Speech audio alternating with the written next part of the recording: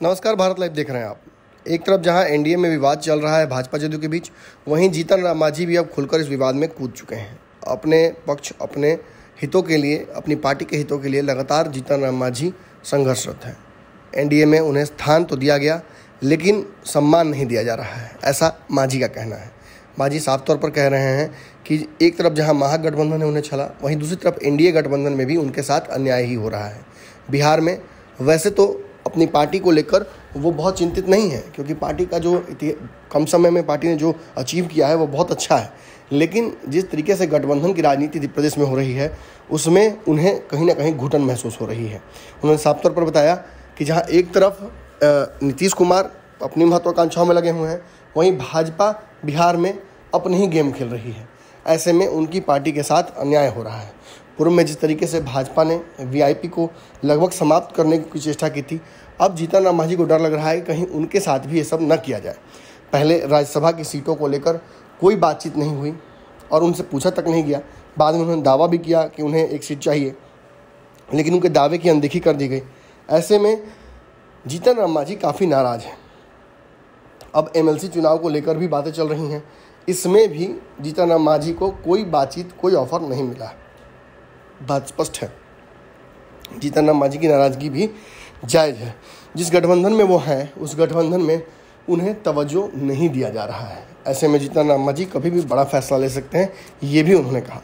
लेकिन जीतन राम मांझी जिस तरीके की राजनीति कर रहे हैं और जो बयान उनके बेटे ने दिया, उससे क्या रास्ता निकलता है।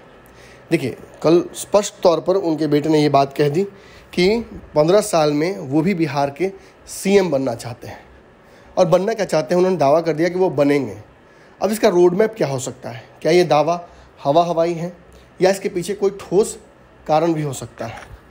देखिए, जहाँ तक बात रणनीति की है, तो बिहार में मौजूदा स्थिति में भाजपा नीतीश का रिश्ता कब टूट जाए, ये कहना बड़ा मुश्किल है।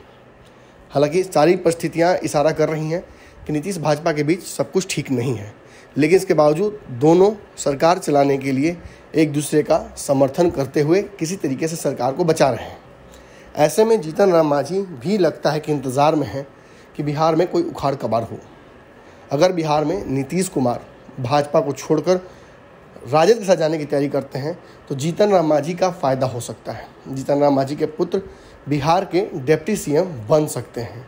बिहार में जो समीकरण, जिस आधार पर गठबंधन बनाया जा रहा है, उसमें जिस सीटों की आवश्यकता है, जितने विधायकों की आवश्यकता है राजद सरकार बनाने के लिए, उसमें कहीं ना कहीं नीतीश कुमार और मांझी दोनों का सहयोग चाहिए। लेफ्ट की पार्टियां साथ हैं।